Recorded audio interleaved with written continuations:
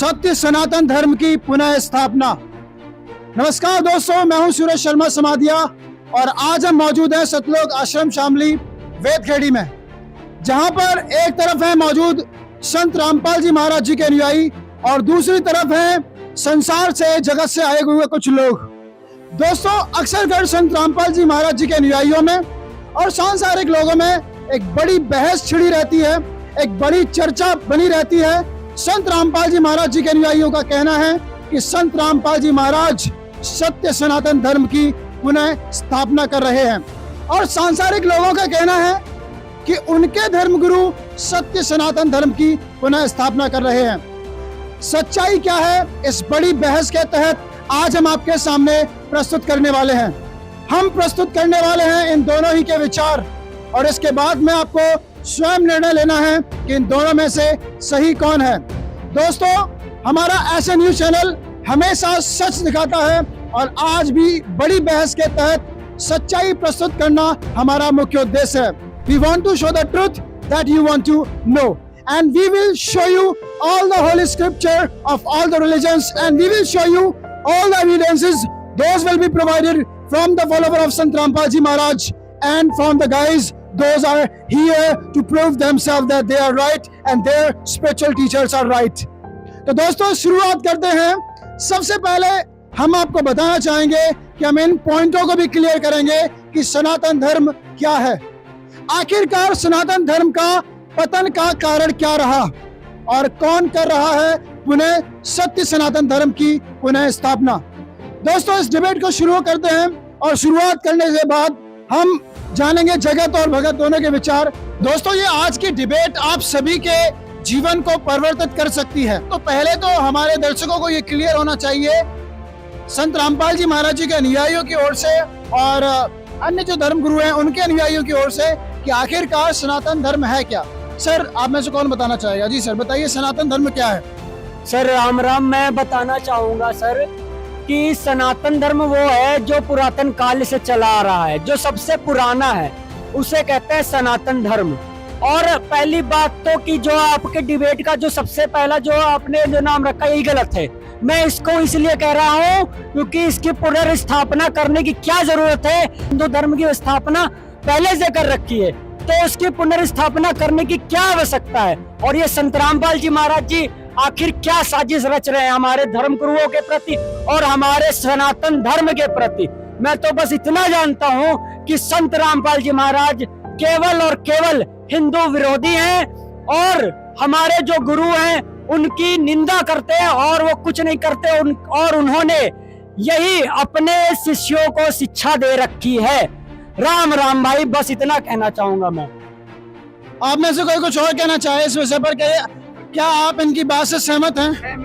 ये पूरे सहमत हैं। जो हमारे सनातन धर्म के जो गुरु हैं वो एक ही परमात्मा उनके बारे में बताते हैं, जैसे शिव जी और ये सब एक से जुड़े हुए हैं। सर का कहना है कि सनातन धर्म तो पहले से ही है, इसकी पुनर्स्थापना की आवश्यकता क्या है? जी सर, बताइए। आपने सबसे पहले तो मैं आपके चैनल का धन्यवाद करना चाहूंगा कि आपने इस मुद्दे को उठाया और ये मुद्दा बहुत जरूरी हो गया था। अभी जैसे इन भाई साहब ने बताया, ठीक है, हम इनकी भावनाओं की कदर करते हैं, लेकिन आपको थोड़ा गलत जरूर लगेगा, लेकिन ये चीज जरूरी हो गई थी। अभी जैसे सनातन धर्म में जो पूजाएं थी वो पूजाएं बंद करके मनमुखी पूजाएं चलने लगी थी। संत रामपाल जी महाराज उसको करेक्ट करने के लिए आए हैं। ठीक है, जैसे नंबर 1 कि हमें व्रत नहीं रखने, गीता जी अध्याय 6 के श्लोक नंबर 16 में बताया, अभी प्रमाण दिखाया। पितृ पूजा नहीं करनी, भूतों की पूजा नहीं करनी, गीता जी अध्याय 9 के श्लोक नंबर 25 में बताया है। एक परमात्मा की पूजा करनी है, ठीक है, जिसके बारे में 18 के 64 में, 18 के 66 में, ठीक है, गीता जी अध्याय 2 के श्लोक नंबर 17 में कहा है कि वो पूर्ण परमात्मा सर्वशक्तिमान है, उस परमेश्वर की शरण में जा। ठीक है, अभी ये सिर्फ कृष्ण जी पर ही अटके बैठे हैं और जबकि वो खुद कह रहे हैं, वैसे तो गीता ज्ञानदाता काल है, लेकिन वो अगर ये माने इन्हीं के शब्दों में, वो कह रहे हैं गीता जी अध्याय 18 के श्लोक नंबर 62 में, तमेव शरणम गच्छ सर्वभावेन भारत तत्प्रसादाम प्राप्स्यसि शाश्वत स्थानम, कि अर्जुन तू उस परमात्मा की शरण में जा, उसकी कृपा से तू परम शांति परम सनातन धाम को प्राप्त होगा। अब इस चीज की जरूरत इसलिए पड़ी, हमारे शास्त्रों में चीजें लिखी हुई थी लेकिन ये उनको देख नहीं रहे थे। ठीक है, इसलिए संत रामपाल जी महाराज ने वो उंगली रख रख के पढ़ाते हैं कि यहाँ पे ऐसा लिखा है, यहाँ पे ऐसा लिखा है। जी सर, एक और सर हैं, ये भी कुछ कहना चाहते हैं। बताइए सर, आप क्या कुछ कहना चाहते हैं इस विषय पर? देखिए, जैसे हमारे भाई ने कहा कि सनातन का अर्थ होता है पुरातन। अब इन्होंने एक चीज ये कह दी कि अब सनातन धर्म की दोबारा से पुनः स्थापना करने की क्या आवश्यकता है। तो जो इन्होंने स्थापना कर रखी है, इनकी पहले स्थापना जो इन्होंने कर रखी है, वो ये बताया हुआ है इन्होंने समाज को कि जो पुरातन धर्म है, सनातन धर्म है, वो श्री राम जी तक इन्होंने बता रखा है। जबकि श्री राम जी अगर श्री विष्णु जी कह दिए या श्री विष्णु जी को श्री कृष्ण कह दी जाए तो कोई गलत नहीं है वो। तो यहाँ अगर ये सनातन धर्म की बात कर रहे हैं तो क्या ये अपने पुराणों से परिचित नहीं है? क्या ये भगवत गीता से परिचित नहीं है? क्या ये वेदों से परिचित नहीं है? अगर ये सनातन धर्म की बात कर रहे हैं तो क्या इनको ये नहीं पता है कि श्रीमद् देवी भगवत पुराण में स्कंद 3 5वां अध्याय पेज नंबर 123 में स्वयं विष्णु जी स्वीकार करते हैं कि हम तीनों आपसे उत्पन्न हुए हैं, और एक तरफ ये कहते हैं कि पुरातन है। तो एक बात बताइए कि ब्रह्मा विष्णु शिव जी से तो वो तो श्री देवी दुर्गा जी से पैदा हुए हैं, उत्पन्न हुए हैं। तो ये बताइए कि अगर देवी दुर्गा जी तो उनसे पहले से ही विद्यमान थी, तो वो जिनको ये पुरातन भगवान कह रहे हैं वो पुरातन कैसे हो गए?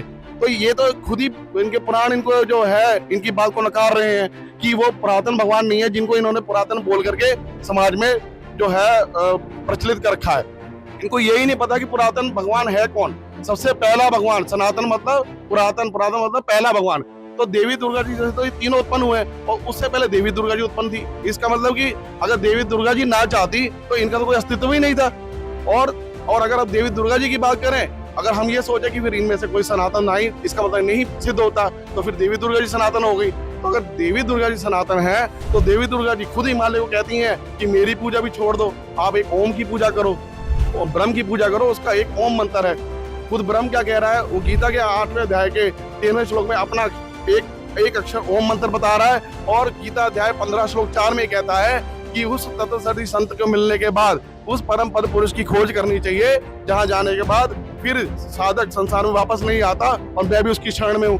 तो यहाँ तो जिन जिन भगवानों को ये सनातन के नाम पे बता रहे हैं समाज को, वो स्वयं जो अपने आप को रिजेक्ट कर रहे हैं कि हम भगवान नहीं है, तो ये किस आधार से जिन सनातन की जो स्थान मतलब उन्होंने किया है, सनातन को बताया है समाज को, वो किस आधार से बताया है? जी सर, बताइए आप क्या कहना चाह रहे हो? हम लोग सनातन पूजा की बात कर रहे हैं, तो सनातन पूजा में हमारे शास्त्र ही सबसे प्रमाण है। शास्त्रों में चारों वेद सबसे मुख्य माने जाते हैं, और चारों वेद के बाद हम लोग गीता जी को सर्वोपरि मानते हैं।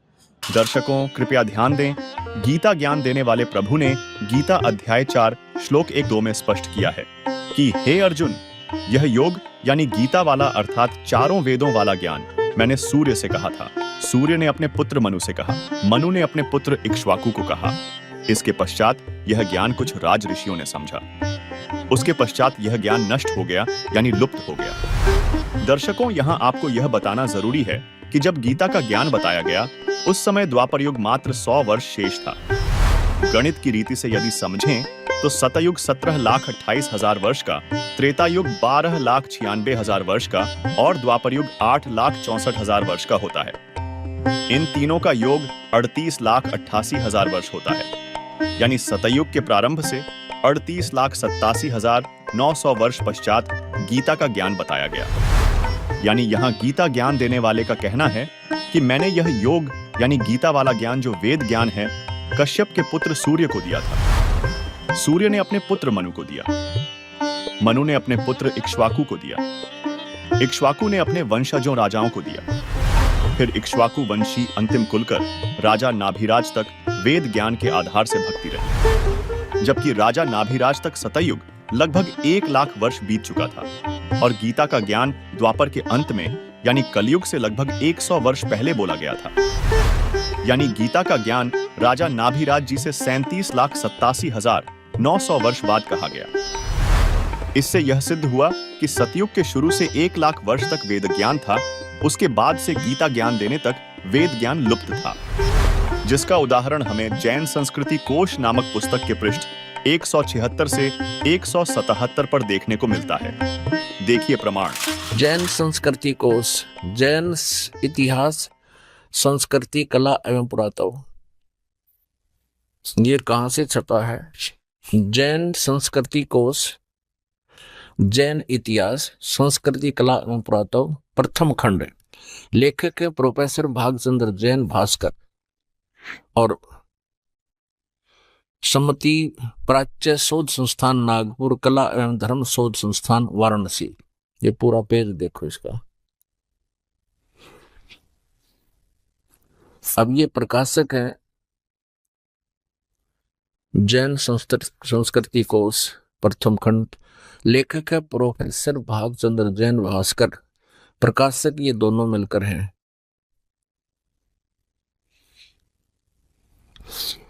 अब ये स्वर्गीय पूज्य पिता श्री गोरेलाल जी जैन एवं पूज्य श्री मातु श्री पूज्या तुलसा देवी जैन की पुण्य समर्थी में सादर समर्पित। ये यहां तक। अब इसके ये देखो 176 पृष्ठ पे जैन धर्म का विकास इतिहास, तीर्थंकर ऋषभदेव की जीवन घटनाएं। तीर्थंकर ऋषभदेव अंतिम कुलकर नाभिराज के पुत्र थे। उनकी माता मरु देवी थी। वे इक्ष्वाकु वंशी नाभिराज अयोध्या के एक लोकप्रिय राजा थे। तरुण होने पर नाभिराज ने ऋषभदेव का विवाह सुनंदा और सुमंगला से कर दिया। 2 पत्नियों से विवाह कर दिया। सुनंदा ने तेजस्वी पुत्र बाहुबली और पुत्री सुंदरी को जन्म दिया। 2 संतान हुई। और सुमंगला ने भरत सहित 99 पुत्रों को और ब्राह्मी पुत्री को जन्म दिया। यानी ऋषभदेव के 100 पुत्र 2 बेटियां थी। समय आने पर ऋषभदेव ने भरत को अयोध्या का, बाहुबली को तक्षशिला का और शेष युवराजों को उनकी योग्यता अनुसार राज्य सौंपकर संसार त्याग दिया। और यानी मरे नहीं, अपना घर त्याग दिया। दीक्षा लेकर यानी किसी ऋषि से दीक्षा लेकर साधना में लीन हो गए, गुरु बनाकर। साधना काल में पाणी पात्री ऋषभदेव 1 वर्ष तक निराहार रहे, कुछ नहीं खाया 1 वर्ष तक।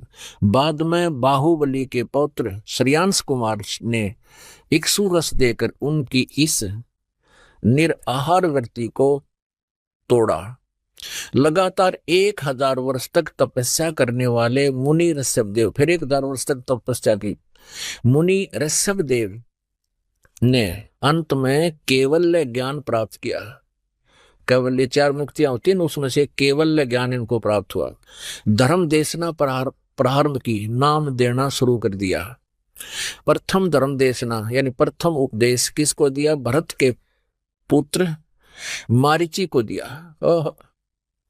यानी अपने पौत्र मारीची को दिया। और यही मारीची आगे चलकर महावीर जैन बना, जो बाद में 24 में तीर्थकर महावीर बने।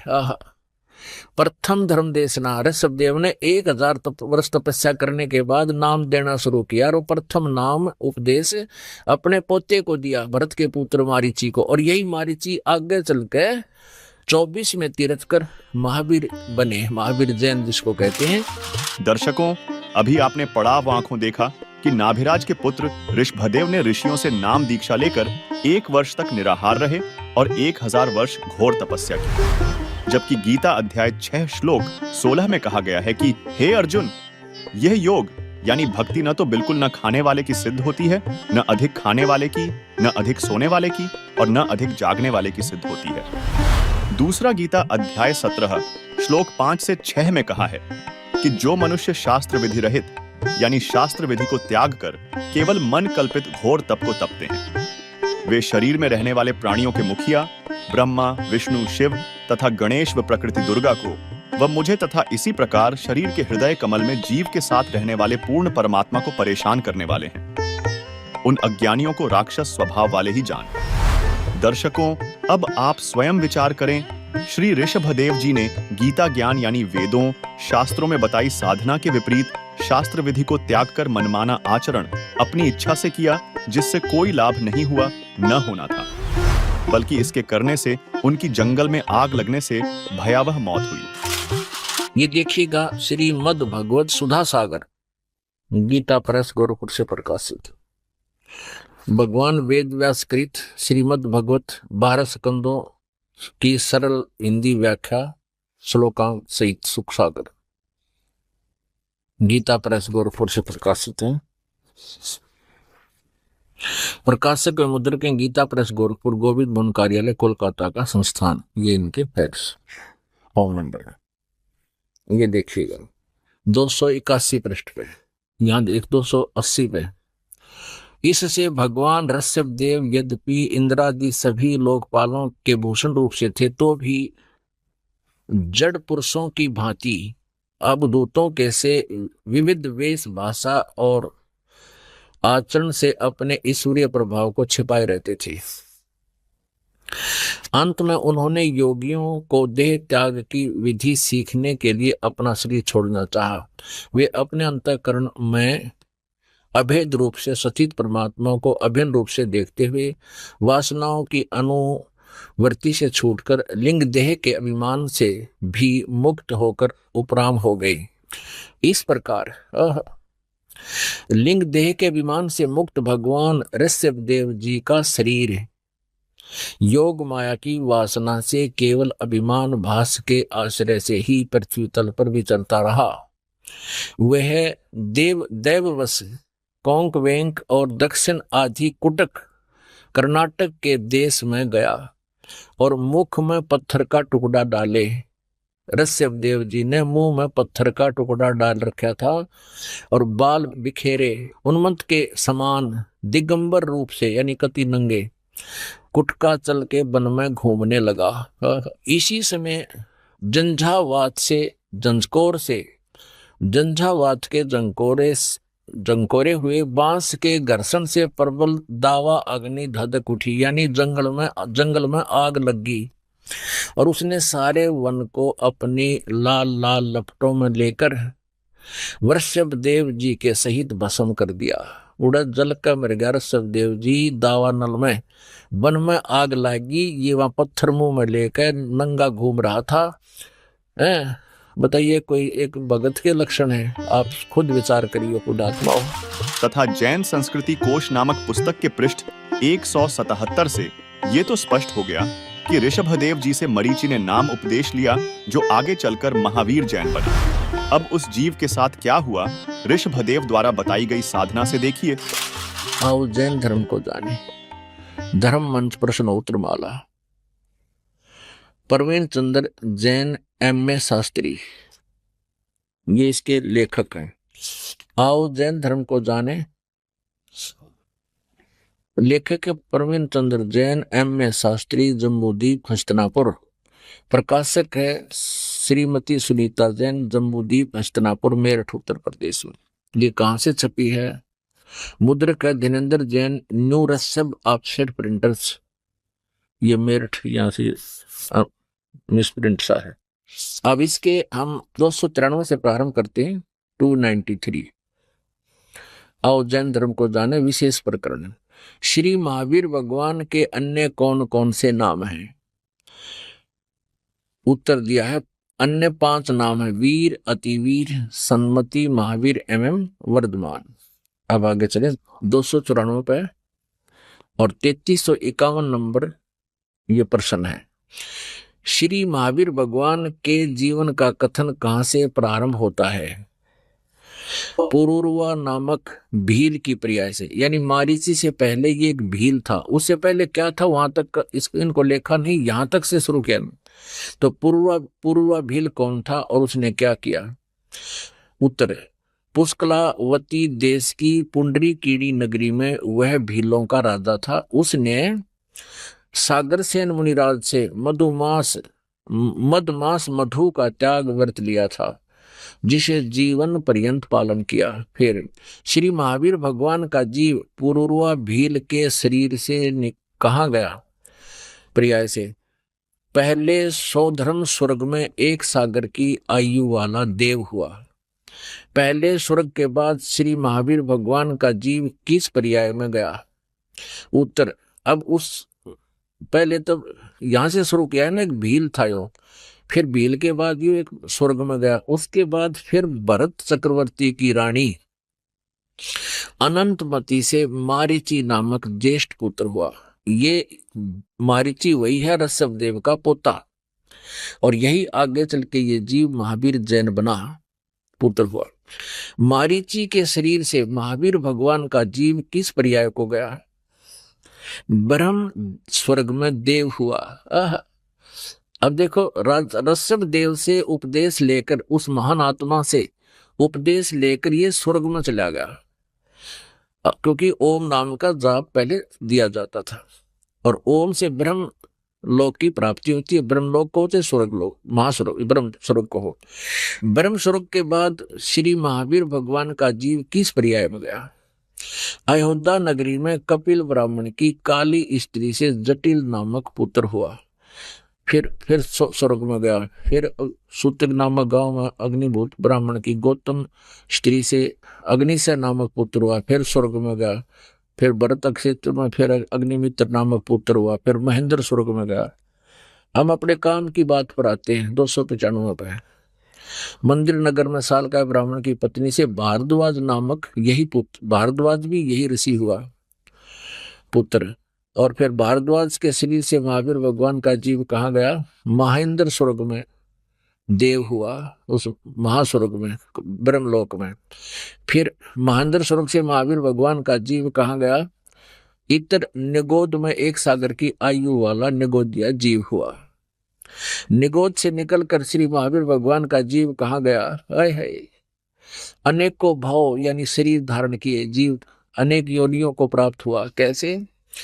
1000 बार आंख वृक्ष के जीवन भव, और 80,000 सीप के भव, 20,000 नीम वृक्ष के भव, 90,000 बार केली वृक्ष के भव यानी केले के वृक्ष बना, 3,000 बार चंदन वृक्ष के भव, 5 करोड़ बार कनेर वृक्ष के भव, 60,000 बार वैश्या के भव, वैश्या, और 5 करोड़ बार शिकारी के शरीर भव, और 20 करोड़ बार हाथी, 60 करोड़ बार गधे के भव, ओ तेरा गजब यह, 30 करोड़ बार कुत्ते का जीवन, 60 करोड़ बार नपुंसक के भव, 20 करोड़ बार स्त्री के भव, 90 लाख बार धोबी के भव, 8 करोड़ बार घोड़े के भव, 20 करोड़ बार बिल्ली के शरीर भव, और 60 लाख बार गर्भपात से मरण है, माँ के पेट में मर गया,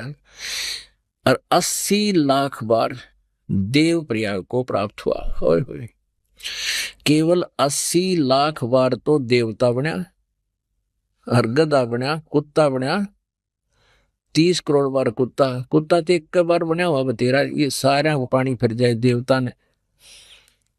एक का जीवन बतेरा कुत्ते का, सिर में कीड़े पड़ जा, खाज लाग जा, टांग टूट जा, सर्दी में पता नहीं कहाँ पड़ा रहे। और 60 करोड़ बार गधे का जीवन, 30 करोड़ बार कुत्ते के भाव, 60 करोड़ बार नपुंसक के भाव, 20 करोड़ बार स्त्री के भाव, 90 लाख बार धोबी, 8 करोड़ बार घोड़ा, 20 करोड़ बार बिल्ली, और 60 लाख बार गर्भपात से मरण, 80 लाख बार देवता हुआ। बस 80 लाख बार तो देवता, बाकी अविरन में टीनरी। ये तो उस प्राणी की है जो विधिवत काल के गुरु परंपरा में रहकर साधना कर रहा था, और अब ये उसके बाद ये नरक में भी गया, मारुति वाला जो फिर प्रथम नरक में गया। और फिर ये महावीर जैन हुआ। 24 में तीर्थंकर श्री महावीर भगवान हुए, महावीर भगवान हुआ। फिर यो श्री महावीर भगवान के जीव ने कितने पाखंड मचलाए? 363 पाखंड मचलाए। महावीर जैन जी के इतिहास में लिखा है कि उन्होंने कोई गुरु नहीं बनाया, और ऐसे ही मुनिवर्ती में घर से निकल गया, निवस्त्र रहने लगा, अपने आप साधना करता रहा। कुछ दिन हठयोग करके अपने विचारों को व्यक्त करने लग गया जनता में। अब वर्तमान में जो जैन धर्म में साधना है वो महावीर जैन जी द्वारा चलाए गए 363 पाखंड मत माने बकवाद साधनाएं, उन पर आधारित है पूरा जैन धर्म। दर्शकों, यह शास्त्र विरुद्ध मनमाने आचरण का परिणाम है जो अभी आपने ऋषभदेव की भयावह मौत को पढ़ा और ऋषभदेव से उपदेशी मरीचि यानी महावीर जी के जीव की दुर्गति को देखा। उपरोक्त उल्लेख से स्पष्ट हो जाता है कि इक्ष्वाकु वंशी नाभि राज तक यानी सत्य युग में लगभग 1 लाख वर्ष तक वेदों यानी गीता वाले ज्ञानानुसार पूजा की जाती थी। उसके पुत्र ऋषभदेव जी से शास्त्र विधि त्याग कर मनमाना आचरण प्रारंभ हुआ, यानी सनातनी पूजा का अंत हुआ। और यही शास्त्र विधि त्याग कर मनमाना आचरण ऋषियों ने किया तथा कुछ वेद के आधार से ओम का जाप किया तथा हठ योग, घोर तप किया, समाधियां लगाई, अपनी साधना का अनुभव बताना शुरू किया, शिष्य बनाने लगे। उन्होंने जो ज्ञान ब्रह्मा जी से सुना था वह तथा कुछ अपना अनुभव हुआ, उसको मिलाकर पुराणों की रचना की। इसलिए गीता ज्ञान देने वाले ने कहा है कि यह यथार्थ वेद ज्ञान लुप्त हो गया और शास्त्र विरुद्ध साधना व कर्मकांड जो ऋषि करते व करवाते थे वह पुराणों तथा उपनिषदों में भरा हुआ है। वह है हट करके कठोर तप करना, तीर्थों का भ्रमण, पित्तर, भूत पूजा, कर्मकांड, देवताओं की पूजा, मूर्ति पूजा, शिवलिंग पूजा, व्रत करना, श्राद्ध करना, पिंड दान करना तथा प्रभी नहाना आदि आदि जो गीता में नहीं कहा है अपितु मना किया है। दर्शकों, यहाँ कुछ लोगों के दिमाग में यह शंका उत्पन्न होगी कि वेद, गीता तथा 18 पुराणों का ज्ञान एक समान हुआ, क्योंकि ऋषियों ने भी वेदों को पढ़ा, फिर भक्ति की, अपना अनुभव बताया जो पुराण कहे जाते हैं। तो आपको बता दें, वेदों व पुराणों का ज्ञान एक समान नहीं है। पुराणों में कुछ ज्ञान वेदों का है, शेष ऋषियों के घर का है जो व्यर्थ है, जिसका एक उदाहरण देखिए। मार्कंडेय पुराण गीता प्रेस गोरखपुर से प्रकाशित। गीता प्रेस गोरखपुर से प्रकाशित ये मार्कंडेय पुराण संक्षिप्त 242 पृष्ठ पे नीचे देखिएगा। रोचे मुनि की उत्पत्ति कथा। मार्कंडेय जी कहते हैं, ब्रह्मन पूर्व काल की बात है, प्रजापति रुचि, ममता और अहंकार से रहित इस पृथ्वी पर विचरते थे। उन्हें किसी से भय नहीं था, वे बहुत कम सोते थे। उन्होंने न तो अग्नि की स्थापना की थी और न अपने लिए घर बना रखा था। वे एक बार भोजन करते और बिना आश्रम के ही रहते थे। उन्हें सब प्रकार की आसक्तियों से रहित एवं मुनिवृत्ति में रहते देख उनके पितरों ने उनसे कहा। पितर बोले, बेटा, विवाह स्वर्ग और अपवर्ग का हेतु होने के कारण एक पुण्यमय कार्य है, उसे तुमने क्यों नहीं किया? गृहस्थ पुरुष समस्त देवताओं, पितरों, ऋषियों और अतिथियों की पूजा करके पुण्यमय लोकों को प्राप्त होते हैं। वह सभा के उच्चारण से देवताओं को, सवधा शब्द से पितरों को तथा अन्नदान बलि वैश्वदेव आदि से भूत आदि प्राणियों एवं अतिथियों को उनका भाग समर्पित करते हैं। बेटा, हम ऐसा मानते हैं कि गृहस्थ आश्रम को स्वीकार न करने पर तुम्हें इस जीवन में कलेश पर कलेश उठाना पड़ेगा और मृत्यु के बाद और दूसरे जन्म में भी कलेश ही भोगने पड़ेंगे। रुचि कहते हैं, पितरगण परिग्रह मात्र ही अत्यंत दुख एवं पाप का कारण होता है। ये ब्याह करवाना तो बड़ा झंझट, आपके शिक्षा दे रहे हो मेरे को, तथा उनसे मनुष्य की अधोगति होती है। यही सोचकर मैंने पहले स्त्री संग्रह नहीं किया। अब यहाँ कहते हैं, पितर बोले, ये देखो चारों भूत दिखाई दे गए बेचारे को, ये चारों भूत बन रहे और ये इसने दिख गया अपने पितर। अब ये क्या कहते हैं? पितर बोले, बेटा, जितेंद्रिय होकर आत्मा का प्रक्षालन करना उचित है, किंतु तुम जिस मार्ग पर चल रहे हो तो मोक्ष मार्ग है। देखा कल इनकी फुटे बाग नौका जो साधन करे तो मोक्ष मार्ग पर जा रहा है, माराला करे नरक मान का तेरा गजब भैया। पितर बोले, बेटा, जितेंद्रिय होकर आत्मा का प्रक्षालन करना उचित है, किंतु तुम जिस मार्ग पर चल रहे हो वो तो मोक्ष मार्ग है, आगे देखना। ये कहता, रुचि ने पूछा, पितर महो, वेद में जो इन्होंने यहाँ बताया ना, सरासुरुद ने कहा, वेद में रुचि ने पूछा, पिता महो, वेद में कर्म मार्ग को यानी ये भूत सरासुरुद निकालन को अविद्या कहा है, फिर क्यों आप लोग मुझे उस मार्ग में लगाते हैं? पितर बोले, ये सत्य है कि कर्म को अविद्या ही कहा गया है, इसमें तनिक भी मिथ्या नहीं है। फिर भी ये तो निश्चित है विद्या की प्राप्ति एंड बेंड करना, फिर के टट्टू रह गया। आप भी माने जो हम बता रहे हैं वो अज्ञान है, और वेद में लिखा है, हम जो बताएं वो ये पितर भी मानते हैं, और रुचि भी कह रहा है कि वेदों में ये अविद्या मूर्खों की साधना बताइए, भूत ये पितर श्राद्ध स्रोत निकालना, ये पिंड भरवाना, और वो खुद भी मान रहे कि बेटा ऐसा ही है तो विद्या ही। फिर भी नौकों पितर यूं कर देते हैं, पितर ये दे देते हैं, खाक देते थे पितर, और देख इनकी अकल है। नौके हैं तू जिसको मार्ग पर लग रहा है, ये तो तेरा मोक्ष होने का है, नौका मारा ली कर तू श्राद्ध निकाल और भूत बने।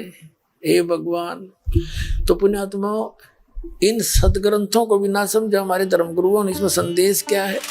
दर्शकों, मार्कंडेय पुराण के इस प्रमाण से स्पष्ट है कि रुचि ऋषि ने तो सही कहा कि कर्म कांड यानी पितर पूजा, भूत पूजा, देव पूजा को वेद में गलत बताया है, और उसके जो पूर्वज मरकर पितर बने थे वे भी ऋषि थे। उन्होंने वेद याद कर रखे थे, वे वेदों को पढ़ते भी थे, इसलिए वे तुरंत मान गए कि वेद में ऐसा ही लिखा है। इसलिए यह जो वेद ज्ञान है यह वेदों से लिया सत्य है, परंतु कर्म कांड ऋषियों के घर का है, जो नरक का मार्ग है, यह हमने नहीं करना है।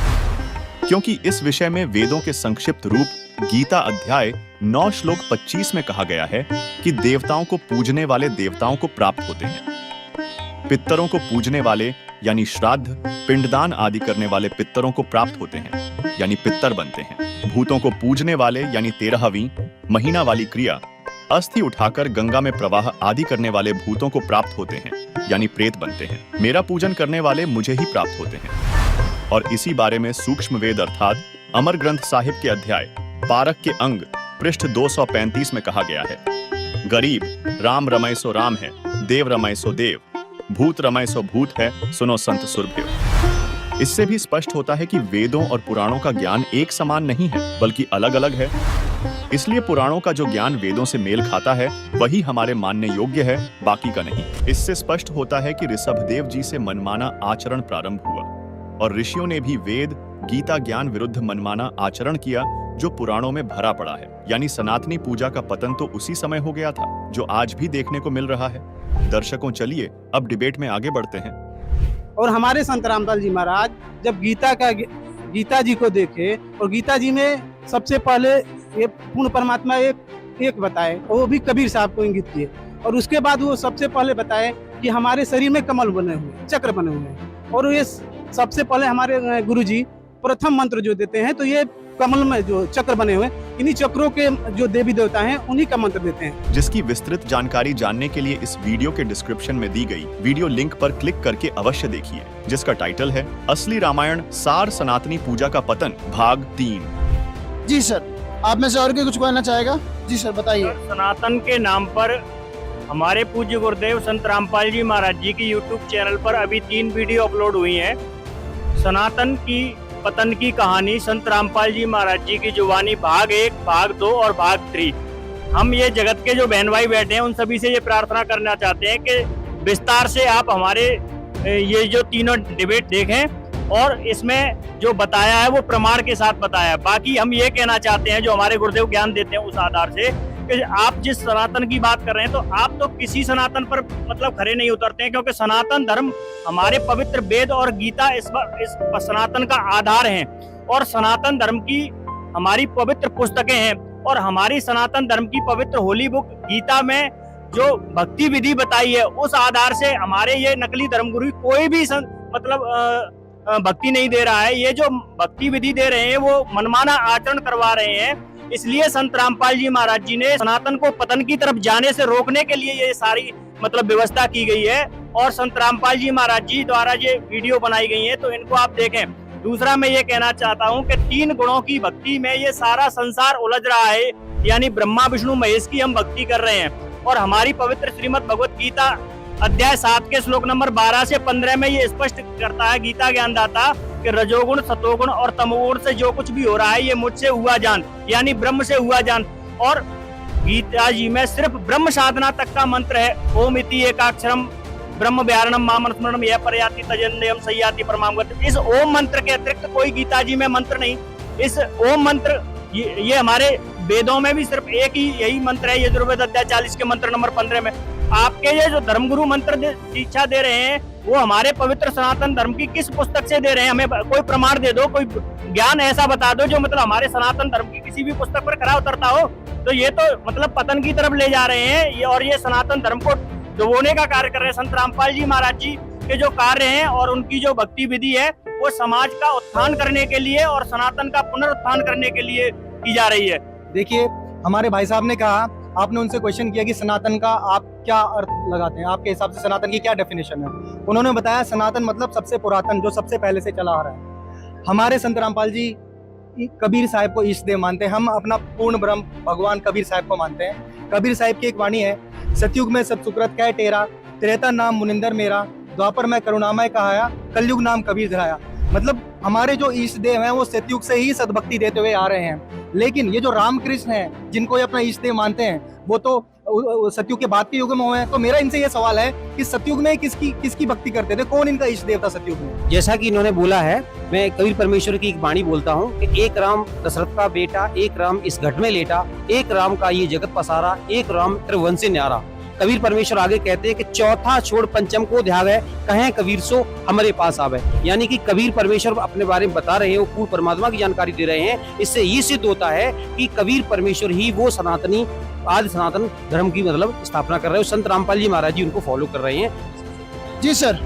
दोस्तों, आप लोगों ने कहा कि सनातन की जो पुनर्स्थापना की तो कोई आवश्यकता ही नहीं है। उन्होंने तथ्यात्मक रूप से बात कही कि सतयुग के कुछ समय बाद ये जो आदि सनातन ज्ञान था वो विलुप्त हो गया था। ये श्रीमद् भगवत गीता में लिखा है। जब ये ज्ञान उस समय विलुप्त हो गया था तो फिर आवश्यकता पड़ी इस बात को कि भाई इस बात को सिद्ध किया जाए और इस जो सच्चा ज्ञान है वो दिया जाए। इस बात की आवश्यकता पड़ी। जब कृष्ण जी स्वयं कह रहे हैं, जब वो गीता में प्रकरण आया है कि सतयुग के कुछ समय पश्चात ये ज्ञान विलुप्त हो गया, यही कारण है कि उन्होंने 18 पुराण रचे, परमात्मा को निराकार बोला, जबकि वेदों में और गीता में परमात्मा को साकार बताया गया है। क्या बोलना चाहते हैं आप इस बात पर? सर, मैं ये बोलना चाहूंगा, ये कह रहे हैं कि जो सनातन धर्म है उसकी स्थापना दोबारा इसलिए करनी पड़ी क्योंकि उसका जो है पतन हो चुका था। तो सर ये बताएं कि उसकी स्थापना करी तो हमारे धर्म गुरु भी तो वही कर रहे हैं। मैं बताना चाहूंगा कि हमारे परम पूज्य गुरु जी श्री अनिरुद्धाचार्य, जिन्होंने PhD कर रखी है, जिन्होंने शास्त्रों का ज्ञान दे रखा है, उन्होंने बताया हमें। वो भी तो सनातन धर्म का भाई, सनातन धर्म के ही प्रचार कर रहे हैं, हिंदू धर्म का ही तो प्रचार कर रहे हैं हमारे। तो बताते हैं कि परमात्मा निराकार है। भाई ये साकार कैसे हो गया? और अगर साकार है तो इनके पास क्या प्रमाण है? गीता वेद से कोई प्रमाण हो इनकी बातों का भाई तो बताएं हमें। दर्शकों, चलिए आपको अपने सदग्रंथों से बताते हैं कि वास्तव में परमात्मा साकार है या निराकार तथा अनिरुद्धाचार्य जी के दावे में कितना दम है। आइए जानते हैं श्री अनिरुद्धाचार्य के विचार। भगवान साकार भी है और निराकार भी है। राम जी साकार है और वह परमात्मा परब्रह्म निराकार है। परमात्मा साकार है, निराकार है, इस विषय पर हम एक बार संत रामपाल जी महाराज जी के अनुयायियों के भी बारे में पूछ लेते हैं, उनसे भी जान लेते हैं। जी बहन जी, बताइए आप क्या कहना चाहते हैं? सर, जैसे कि ये कह रहे परमात्मा निराकार है, अगर परमात्मा साकार है तो मैं प्रमाण दे। हम इन्हें प्रमाण दे रहे वेद से। यजुर्वेद अध्याय 5 श्लोक 1, 6, 7 में प्रमाण है। यजुर्वेद अध्याय 1 मंत्र 15 में। जी सर, ये इन्होंने ये प्रमाण दिए और आप में से कोई बोलना चाहेगा? जी बोलिए, आगे आइए बहन जी। जी सर, कुरान शरीफ में भी तो प्रमाण है कि परमात्मा ने 6 दिन में सृष्टि रची और 7वें दिन तखत पे जा विराजे। तो अगर वो साकार नहीं है तो वो विराजेंगे कैसे? जी, कुरान शरीफ में भी प्रमाण है कि परमात्मा ने 6 दिन में सारी सृष्टि रची और 7वें दिन तखत पे जा विराजा। परमात्मा साकार है या निराकार है? बताइए जी, आगे आइए, आप इधर एक बार आगे निकल के आइए। जी, तब तक आप बताइए परमात्मा साकार है निराकार, बताइए हमारे दर्शकों। देखिए, परमात्मा साकार है, इसका प्रमाण अनेकों ग्रंथों में है, अनेकों जगह पे है, ना सिर्फ हिंदू धर्म के ग्रंथों में, बाकी मुस्लिम और सिख धर्म के ग्रंथों में भी इसका प्रमाण है। ऋग्वेद मंडल नंबर 9 सूक्त 82 मंत्र 1 से 4 में प्रमाणित किया गया है कि परमात्मा साकार है। आप बताइए। गरीबदास जी महाराज कहे हैं कि हमरा होनिहार है हमारे सृजनहार, यानी हमारे जैसा मानव सदृश है परमात्मा। सर आप बताइए, क्या कुछ कहना चाह रहे हो? परमात्मा साकार है, से शरीर है, उसका नाम कबीर है, ये हमारे वेदों में प्रमाण है। आइए जानते हैं जगत गुरु तत्वदर्शी संत रामपाल जी महाराज जी के विचार।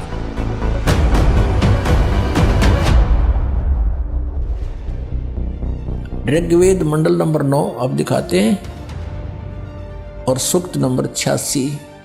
भगवान साकार है या निराकार है, वो कैसी लीला करता है। ये है ऋग्वेद मंडल नंबर 9-10 इकट्ठा अनुवाद है। ये है सार्वदेशिक आर्य प्रतिनिधि सभा, महर्षि दयानंद भवन, रामलीला मैदान, नई दिल्ली से ये प्रकाशित है। और ये मुद्रक है Prince offset printer 1510 Pataudi house Daryaganj नई दिल्ली से ये छपा है, छपा खाना चाहिए। अब देखना, ये है ऋग्वेद मंडल नंबर 9 और सूक्त 86 का मंत्र नंबर 26। इसमें लिखा है कि यज्ञ करने वाले यजमानों के लिए परमात्मा, यज्ञ करने वाले माने धार्मिक अनुष्ठान यानी साधना करने वाले यजमान माने भक्तों के लिए परमात्मा सब रास्तों को सुगम करता हुआ उनके विघ्नों को मर्दन करता है और उनको पवित्र करता हुआ और अपने रूप को सरल करता हुआ वह कांति में परमात्मा, यह लिखना था कबीर देव। कवि कोई भी सर्वज्ञ नहीं हो सकता जिसको सारा ज्ञान हो। कवि कविता बना सकता है, ये कबीर देव लिखना था यहाँ पर। वो कबीर देव विद्युत के समान यानी आकाशीय बिजली की तरह सेकंड में नीचे आ जावे, क्रीड़ा करता हुआ, ऐसे लीला करता हुआ वर्णीय पुरुष को यानी अच्छी आत्मा को प्राप्त होता है।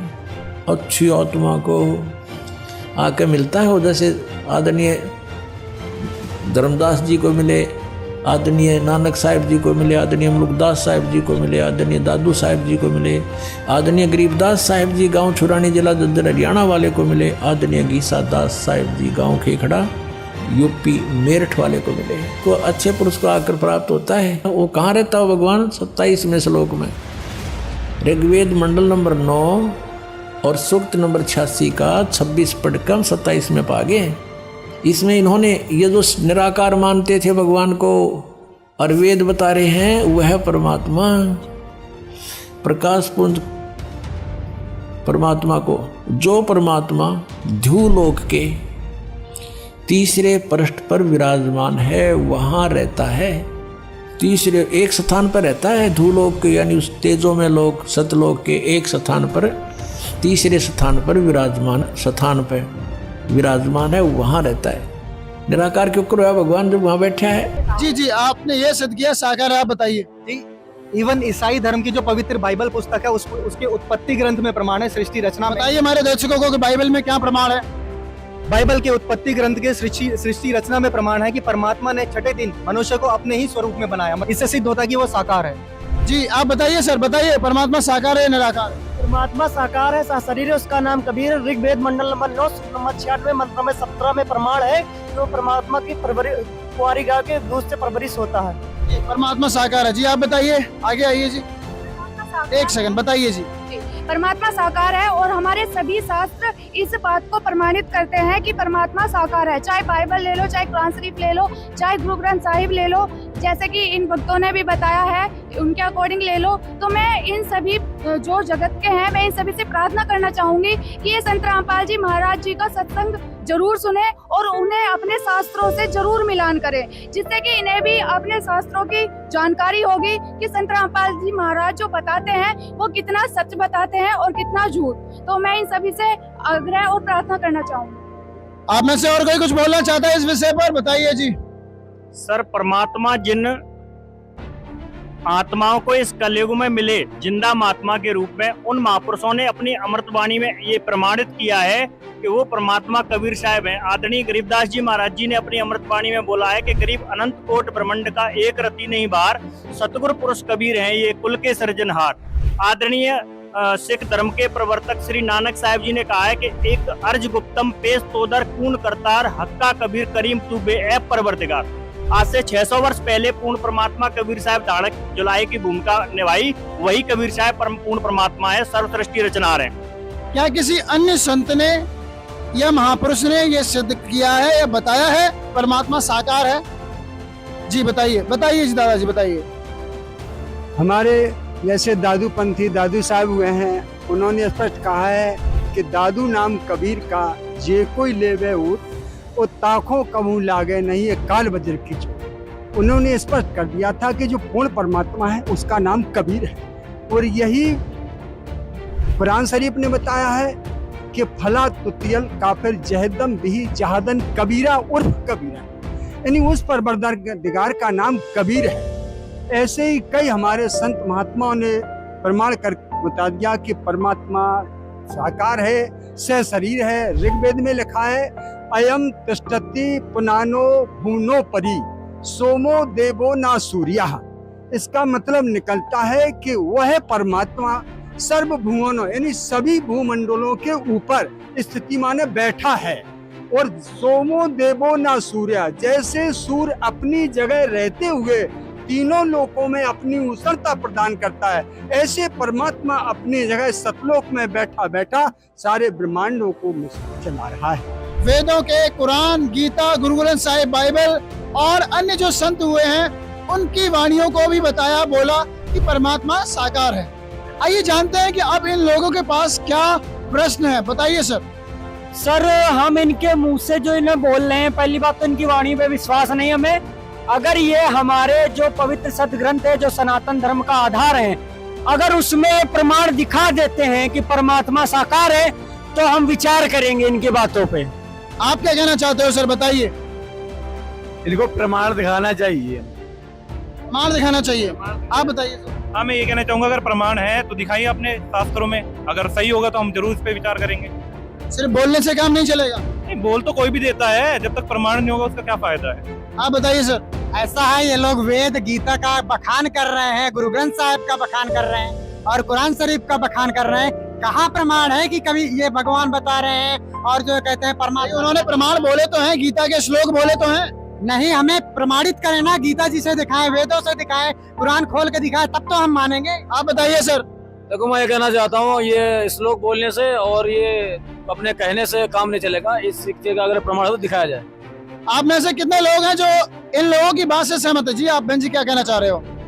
वैसे तो सर हमारे धर्म गुरु कभी ये नहीं बताया कि इसमें प्रमाण कभी भी नहीं दिखाए, लेकिन ठीक है, हम ये संत रामपाल जी महाराज जी के जो अनुयायी हैं उनसे हम ये पूछना चाहते हैं कि जो शास्त्र बता रहे हैं उसमें प्रमाण बता रहे हैं कि मंत्र नंबर, श्लोक नंबर जो बता रहे हैं उनसे खोल के मुझे दिखा दे, तो हम विचार करेंगे कि हाँ क्या सही और क्या गलत। आप में से कितने लोग हैं जो प्रमाण देखना चाहते हैं? हमें प्रमाण जब तक नहीं दिखाएंगे ये, तब तक हम नहीं मानेंगे कि परमात्मा साकार है। आप क्या कह रहे हो सर? प्रमाण की जरूरत है, प्रमाण की जरूरत है और प्रमाण चाहिए हमें, बिना प्रमाण के हम कुछ नहीं मानेंगे।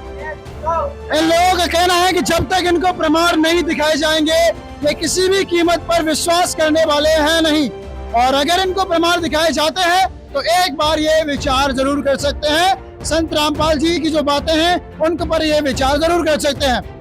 आप में से दिखाइए जी प्रमाण, सदग्रंथ आपके हाथों में है, बताइए प्रमाण कहाँ पर है? दर्शकों देखिए, वेदों से प्रमाण ऋग्वेद मंडल 9 सूक्त 96 मंत्र 18 में कहा है, ऋषिमणा या ऋषिकृत स्वर्शाह सहस्त्राणीथ पदवीह कविनाम तृतीयम धाम महिषा शिषा संत सोमह विराजमानु राजतिष्ठु। अनुवाद, वेद बोलने वाला ब्रह्म कह रहा है कि जो पूर्ण परमात्मा विलक्षण बच्चे के रूप में आकर प्रसिद्ध कवियों की उपाधि प्राप्त करके अर्थात एक संत या ऋषि की भूमिका करता है, उस संत रूप में प्रकट हुए प्रभु द्वारा रची हजारों वाणी संत स्वभाव वाले व्यक्तियों अर्थात भक्तों के लिए स्वर्ग तुल्य आनंददायक होती है। वह अमर पुरुष अर्थात सतपुरुष तीसरे मुक्तिलोक अर्थात सतलोक की सुदृढ़ पृथ्वी को स्थापित करने के पश्चात मानव सदृश संत रूप में गुबंद अर्थात गुंबज में उच्च टिल्ले जैसे सिंहासन पर उज्जवल स्थूल आकार में अर्थात मानव सदृश तेजोमय शरीर में विराजमान है, यानी वहां राजा के समान बैठा है। इसी का समर्थन ऋग्वेद मंडल 9 सूक्त 86 मंत्र 27 भी करता है, जिसमें स्पष्ट लिखा है परमात्मा द्युलोक के तीसरे पृष्ठ पर विराजमान है। वहीं ऋग्वेद मंडल 9 सूक्त 54 मंत्र 3 में भी स्पष्ट है कि वह अमर परमेश्वर सूर्य के समान सर्व को पवित्र करता हुआ सर्व ब्रह्मांडों के ऊर्ध्व अर्थात ऊपर बैठा है तथा ऋग्वेद मंडल 9 सूक्त 82 मंत्र 1 में स्पष्ट है कि परमात्मा राजा के समान दर्शनीय है। ईसाई धर्म की पवित्र बाइबल में आपको दिखाते हैं कि परमात्मा साकार है या निराकार है। पवित्र बाइबल के उत्पत्ति ग्रंथ के सृष्टि रचना में यहाँ पर क्लियर लिखा हुआ है, इसलिए परमेश्वर ने मनुष्य को अपने स्वरूप में बनाया। परमेश्वर ने मनुष्य को अपने ही स्वरूप में सृजा। परमेश्वर ने उन्हें नर और नारी बनाया, मतलब परमेश्वर ने मनुष्य को अपने ही रूप में बनाया। अगर ये प्रमाण दिखाई दे रहा है तो अपने कैमरे में कैप्चर कीजिए, ये दिखाइए, प्रमाण दिखाइए। जिसने आसमानों और जमीन और जो कुछ उनके बीच में है 6 दिन में पैदा किया, फिर तखत पर जा विराजे। वह अल्लाह बड़ा रहमान है, वह उसकी खबर किसी बाखबर इल्म वाले से पूछ देखो। परमात्मा के साकार स्वरूप का वर्णन करते हुए गुरु नानक जी ने गुरु ग्रंथ साहिब के पेज नंबर 567 में लिखा है कि वड्डा साहिब है आप लख पारा, तेरे बंके लोएण दंतरी साला, सोने नक जैन लंबड़े वाला, कंचन काया सोने की ढाला, हंस हंसा बग बग्गा लह मन की जाला, बंके लोएण दंतरी साला, तेरी चाल सुहावी मधुराड़ी बाणी, कोकन कोयकला तरल जुआनी, सारंग ज्यों पग धरे ठिम ठिम, आप संधूरे, बिनवंत नानक दास हर का, तेरी चाल सुहावी मधुराड़ी बाणी। साथ ही श्री गुरु ग्रंथ साहिब पृष्ठ 1257 मलार महल्ला एक घरूदो में लिखा है कि बागे कापड़ बोले बैण, लम्मा नक काले तेरे नैण, कभू साहिब देखिया पैण, ऊडा ऊड चढ़ा आसमान, साहिब समृथ तेरा ताण, जल थल डूंगर देखा तीर, थान थनंतर साहिब बीर, जेन तन साज दिए नाल खंभ, अत तृष्णा उडने की डंझ, नदर करे तां बंधा तीर, ज्यों वे खाले त्यों वे खांबीर, ना ए तन जाएगा ना जाएंगे खंभ, पौने पानी अग्नि का संबंध, नानक कर्म होवे जपिए कर गुर पीर, सच समावे ए शरीर। दर्शकों, इन वाणियों में नानक जी ने कहा है कि सर्वशक्तिमान परमात्मा के भेद को कोई नहीं जानता। मैंने उस परमात्मा को देखा है, उसका दर्शन किया है। हे सर्वशक्तिमान परमात्मा, आपकी सुंदर आंखें हैं, सुंदर दांत हैं, आपका नाक भी अति सुंदर है, आपके बाल चमकीले लंबे हैं, आपका शरीर स्वर्ण जैसा है, आपकी चाल मोहक है, आपकी वाणी मधुर है, कोयल जैसी सुरीली है, आप सारंग पक्षी के समान ठुमक ठुमक कर चलते हो, लंबा नाक, आंखें सुंदर हैं। अर्थात सिख धर्म के पवित्र श्री गुरु ग्रंथ साहिब से भी सिद्ध होता है कि परमात्मा साकार है। साथ ही परमेश्वर का साक्षात्कार करने वाले हरियाणा के सुप्रसिद्ध संत गरीबदास जी ने परमेश्वर के विषय में बताया है कि हमरे ही हुनियारे है हमारा सिरजनहारे, गरीबदास विधि भेद सुन खुला मुक्ति द्वार। यानी परमात्मा हमारे जैसा अर्थात मानव सदृश साकार है। दर्शकों, इन सभी प्रमाणों को देखकर अब आपको यह तो पता चल गया होगा कि सदियों से अध्यात्म की जो गुत्थी उलझी हुई थी उसे संत रामपाल जी महाराज ने धर्मशास्त्रों के प्रमाण देकर सुलझाया है और यह सिद्ध किया है कि परमात्मा अल्लाह निराकार नहीं है बल्कि मनुष्य सदृश साकार है और उसका नाम कबीर है। इससे यह भी पता चलता है कि हमारे धर्म गुरुओं को सदग्रंथों का ज्ञान नहीं है, अन्यथा वे परमात्मा को निराकार नहीं बताते। दोस्तों, संत रामपाल जी महाराज जी के अनुयायियों ने इस बात को प्रमाणित किया है कि परमात्मा साकार है और ये सभी प्रमाण हमने आपके समक्ष रखे हैं। अब आपको निर्णय करना है कि परमात्मा साकार है या निराकार है। लेकिन फिर भी जो अन्य धर्मगुरु हैं उनके अनुयायियों से हम जानना चाहते हैं कि अगर उनके मन में कोई और प्रश्न है तो उसके बारे में जरूर पूछिएगा। जी सर बताइए। कि हम ये जानना चाहते हैं, जैसे इन्होंने बताया परमात्मा साकार है या निराकार, इन्होंने साबित किया है कि परमात्मा साकार है, तो अब ये जानना चाहते हैं कि वो परमात्मा है कौन, जिसकी साधना करने से जन्म मृत्यु ना हो। जैसे प्रमाण चाहिए अब आपको।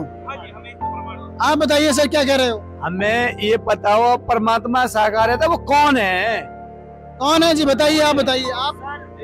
सर मैं भी अभी अगर इन्होंने वेदों से और गीता से प्रमाण दिया है कि वो परमात्मा साकार है, तो साकार है, तो अब हम ये जानना चाहते हैं कि वो है कौन, उसका नाम क्या है प्रमाण के साथ।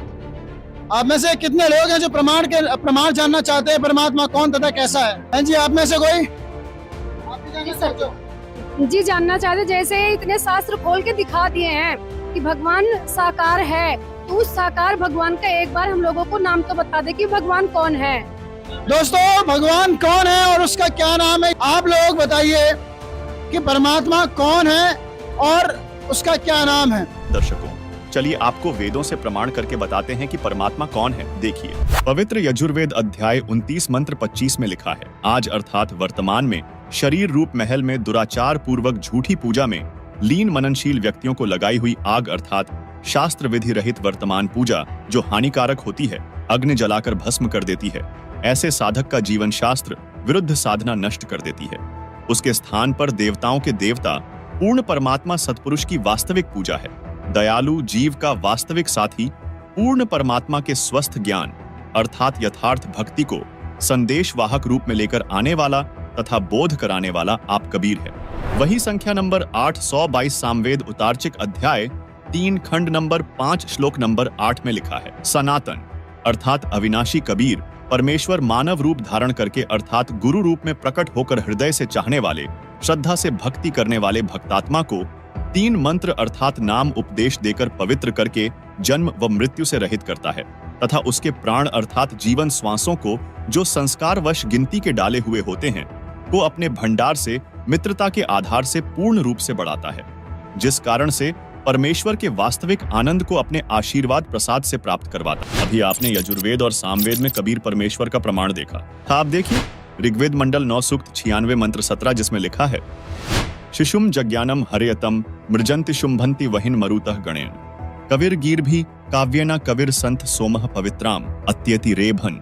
अनुवाद, पूर्ण परमात्मा मनुष्य के विलक्षण बच्चे के रूप में जानबूझकर प्रकट होता है तथा अपने तत्वज्ञान को उस समय निर्मलता के साथ उच्चारण करता है। प्रभु प्राप्ति की लगी विरह अग्नि वाले भक्त समूह के लिए कविताओं द्वारा कवित्व से अत्यधिक निर्मलता के साथ कविर वाणी अर्थात कबीर वाणी द्वारा ऊंचे स्वर से संबोधन करके बोलता हुआ वर्णन करता वह अमर पुरुष अर्थात सतपुरुष ही संत अर्थात ऋषि रूप में स्वयं कबीरदेव ही होता है। परंतु उस परमात्मा को न पहचान कर कवि कहने लग जाते हैं, परंतु वह पूर्ण परमात्मा ही होता है। उसका वास्तविक नाम कबीरदेव है।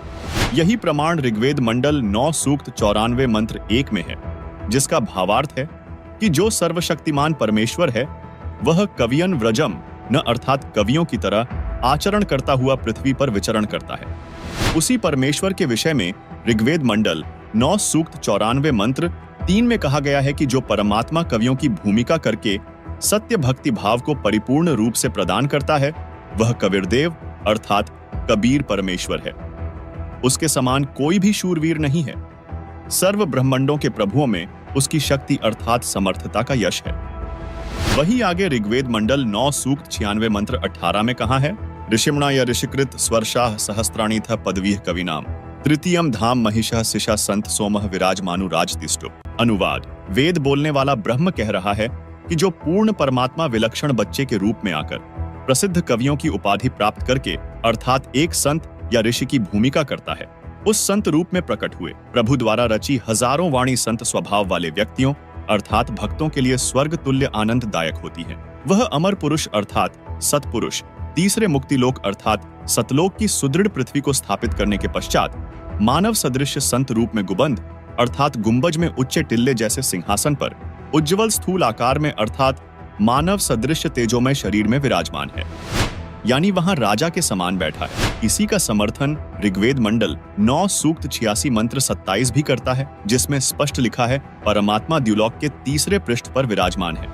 वहीं ऋग्वेद मंडल 9 सूक्त 54 मंत्र 3 में भी स्पष्ट है कि वह अमर परमेश्वर सूर्य के समान सर्व को पवित्र करता हुआ सर्व ब्रह्मांडों के ऊर्ध्व अर्थात ऊपर बैठा है, तथा ऋग्वेद मंडल 9 सूक्त 82 मंत्र 1 में स्पष्ट है कि परमात्मा राजा के समान दर्शनीय है। दर्शकों, हम सभी अब तक काल के एक ब्रह्मांड में बने 3 लोक, स्वर्गलोक, पृथ्वीलोक और पाताल लोक से परिचित हैं, जबकि ऋग्वेद मंडल 9 सूक्त 96 मंत्र 18 में तीसरे धाम सतलोक को कहा है। जैसे एक ब्रह्म का लोक जो 21 ब्रह्मांड का क्षेत्र है, दूसरा परब्रह्म का लोक जो 7 संख ब्रह्मांड का क्षेत्र है, तीसरा परम अक्षर ब्रह्म अर्थात पूर्ण ब्रह्म का सतलोक है जो असंख्य ब्रह्मांडों का क्षेत्र है। क्योंकि पूर्ण परमात्मा ने सतलोक में सतपुरुष रूप में विराजमान होकर नीचे के लोकों की रचना की है, इसलिए ऋग्वेद मंडल नंबर 9 सूक्त 96 मंत्र 18 में नीचे के ब्रह्म और परब्रह्म के लोकों की गणना करते हुए तीसरा धाम सतलोक को कहा है। दर्शकों, वेदों के उपरोक्त मंत्रों से स्पष्ट होता है, कबीरदेव पूर्ण परमात्मा है, जिसे हम अपनी बोलचाल की भाषा में कबीर साहिब कहते हैं। वह कबीर परमात्मा एक संत रूप में प्रकट होता है और कबीर वाणी अर्थात दोहों लोकोक्तियों के माध्यम से अपना तत्वज्ञान प्रदान करता है, जिससे एक प्रसिद्ध कवि भी कहलाता है, लेकिन वह होता है परमात्मा। दर्शकों, इसी का प्रमाण देते हुए आदरणीय संत गरीबदास जी महाराज कहते हैं कि जाके अर्ध रूम पर सकल पसारा, ऐसा पूर्ण ब्रह्म हमारा। गरीब अनंत कोटि ब्रह्मांड का एक रति नहीं भार, सतगुरु पुरुष कबीर हैं कुल के सृजनहार। गरीब परमेश्वर एक कबीर है, दूजा नहीं आधार। दास गरीब सकल सृष्टि का यों ही सिरजनहार। इसी का प्रमाण आदरणीय दादू जी देते हैं कि जिन मोको निज नाम दिया सोई सतगुरु हमार, दादू दूसरा कोई नहीं कबीर सृजनहार। इसी से संबंधित नानक जी की वाणी श्री गुरु ग्रंथ साहिब के पृष्ठ 731 पर अंकित है। अंधुला नीच जात परदेसी, खिन आवे तिल जावे, ताकि संगत नानक रहिंदा, क्यों कर मूड़ा पावे। इसके साथ एक अन्य उल्लेख गुरु ग्रंथ साहिब में रागसिरी महल्ला पहला पृष्ठ 24 शब्द 29 पर मिलता है, जिसमें नानक जी ने कबीर परमात्मा का जिक्र करते हुए कहा है, एक स्वान दो स्वानी नाल, पलके पहुंके सदा बयान, कूड़ शुरा मुठा मुर्दार, तान कुरूप रहा करतार। मैं पत की बंद ना करनी की कार, हाँ बिगड़े रूप रहा विकराल। तेरा एक नाम तारे संसार, मैं एहा आस एहो आधार। रहा मुख निंदा आँखा दिन रात, पर कर जो ही नीच सनात। काम क्रोध तन वसै चंडाल, तान कुरूप रहा करतार। हाही सुरत मुलुकी वेश, हों ठगवाड़ा ठगी देश। खरा सियाणा बहुता पार, तान कुरूप रहा करतार। मैं कीता ना जाता हराम खोर, हाँ क्या मोह देसा दुष्ट चोर। नानक नीच कहे विचार, तान करूप रहा करतार। वहीं श्री गुरु ग्रंथ साहिब के राग तिलंग महल्ला पहला पृष्ठ 721 पर नानक जी ने कहा कि यक अर्ज गुफ्तम पेश तो, दरगोश उन करतार। हका कबीर करीम तू, बेऐब परवदगार। दुनिया मुकाम फानी, तहकीक दिल दानी। मम सर मुए अजराइल गिरफ्ता, दिल हेच नादानी। रहा जान पिसर पदर बिरादरा, कस नेस दस्तंगीर। आखिर व्यफ्तम कस नदार्द, चूं शवद तकबीर। शब रोज गश्तम दर हवा, कर देम बदी ख्याल। घाहे नाने की कार करदम, मम ई चिनी अहवाल बदबख्त हम चो बखील गाफिल बेनजर बेबाक नानक बगोयद जंतुरा तेरे चाकरां पाखाक। अर्थात हे शब्द स्वरूपीकर्ता, अर्थात शब्द से सर्व सृष्टि के रचनहार निर्गुणी संत रूप में आए दयालु सत कबीर, आप निर्विकार परमेश्वर हैं। आपके समक्ष अर्थात आपके द्वार पर पूरी तरह जानकर एक हृदय से विशेष प्रार्थना है कि हे महबूब, यह संसार रूपी ठिकाना नाशवान है। जीव के शरीर त्यागने के पश्चात अजराइल नामक फरिश्ता यमदूत बेरहमी के साथ पकड़कर ले जाता है। उस समय कोई साथी व्यक्ति जैसे बेटा पिता भाई चारा साथ नहीं देता। अंत में सर्व उपाय फर्ज अर्थात कोई क्रिया काम नहीं आती तथा आवाज भी बंद हो जाती है। प्रतिदिन की तरह न रुकने वाली चलती हुई वायु की तरह बुरे विचार गस्त करते रहते। शुभ कर्म करने का मुझे कोई जरिया अर्थात साधन नहीं मिला। ऐसे बुरे समय में हमारे जैसे नादान लापरवाह भक्ति और भगवान का वास्तविक ज्ञान न होने के कारण ज्ञान नेत्रहीन था तथा ऊवा बाई का ज्ञान कहता था। नानक जी कह रहे हैं कि हे कबीर परमेश्वर, आपकी कृपा से आपके सेवकों के चरणों की धूल डूबता हुआ बंदा पार हो गया। दर्शकों, इन सभी प्रमाणों से स्पष्ट होता है कि परम अक्षर ब्रह्म अर्थात पूर्ण ब्रह्म वास्तव में कबीर परमेश्वर जी हैं और यही हमारे लिए पूजा योग्य है। जी सर, दिखाइए, कबीर सागर से प्रमाणित करके बताइए कि परमात्मा कबीर साहब हैं। कबीर साहब जी ने कब कहा है कि मैं ही परमात्मा हूँ? इससे कबीर सागर से ही इसको सिद्ध किया जाएगा। ये कबीर सागर है, हेमराज श्री कृष्ण प्रकाशन बम्बई से। अब जैसे ये है बोध सागर, बोध सागर में यहाँ पर कबीर यहाँ लिखा हुआ है कि जो बूझे सोई बावरा, क्या है उम्र हमारी, असंग युग परले गए हम सबके ब्रह्मचारी, कोटि निरंजन हो गए परलोक सिधारी, हम तो सदा महबूब है सो हम ब्रह्मचारी। तो यहाँ पर कबीर परमेश्वर बता रहे हैं कि हमारी जो उम्र है उसका जो भी उसको जानना चाह रहा है क्या उम्र है, वो तो मूर्ख है जो हमारी उम्र जानना चाह रहा है। असंग युग परले हो चुके हैं, हम तब के हैं, हम तब से यहाँ पर मौजूद हैं और हमारी उम्र आप जानना चाहते हो। उसके बाद में यहाँ पर अब यहाँ पे प्रकरण आता है, यहाँ पर लिखा है अवधू अवगत से चल आया, कोई मेरा भेद मरम नहीं पाया, मेरा कोई आज तक भेद नहीं जान पाया है कि मैं कौन हूँ। उसके बाद कहा कि ये ना मेरा जन्म न गर्भ बसेरा, बालक हो दिखलाया और काशी नगर जल कमल का डेरा तहाँ जुलाने ने पाया। यानी कि मेरा जो ना तो जन्म हुआ है, ना मैं बाकी भगवानों की तरह किसी गर्भ में माता से गर्भ से जन्म लिया है, और मैं कमल के फूल पर आया और जहाँ पे मुझे एक जुलाहा दंपति अपने घर ले गए, वहां से मैं बालक रूप में यहाँ प्रकट हुआ। उसके बाद फिर यहाँ पर फिर से वही बात आ जाती है। कबीर परमेश्वर ने कहा हाड चाम लहू नहीं मेरे, जाने कोई सतनाम उपासी, और तारन तरन बेपद दाता कहे कबीर अविनाशी। दोस्तों, आप सभी लोगों के सामने ये प्रमाणित हुआ कि परमात्मा का नाम कबीर है और यह भी प्रमाणित हुआ कि परमात्मा साकार है। दोस्तों, अब हम इन लोगों से जानना चाहेंगे क्योंकि इन्होंने कहा था कि हमें प्रमाण दिखाए जाएं। भाई, प्रमाण देखने के बाद में अब आप क्या कहना चाहते हैं? सर, प्रमाण देखने के बाद तो कहीं ना कहीं इनकी बातें अगर ग्रंथ में लिखा है तो सही ही होंगी। तो अब हम जाएंगे और जो हमारे घर में जो सदग्रंथ रखे हैं हम उनसे इनकी बातों का मिलान करेंगे, फिर हम विचार करेंगे कि क्या सत्य है और क्या असत्य, क्या सही है क्या गलत। दर्शकों, जैसा कि आपने देखा कि संत रामपाल जी महाराज के शिष्यों ने कथावाचकों के अनुयायियों के प्रत्येक प्रश्न का उत्तर वेदों, गीता, पुराणों से प्रमाण सहित दिया। अब निर्णय आपको करना है कि अभी भी आप शास्त्र विरुद्ध ज्ञान देने वाले कथावाचकों के पीछे लगकर अपने अनमोल मानव जीवन को व्यर्थ करना है या संत रामपाल जी महाराज द्वारा दिए जा रहे शास्त्र प्रमाणित ज्ञान को ग्रहण करके आत्म कल्याण करवाना है। धन्यवाद।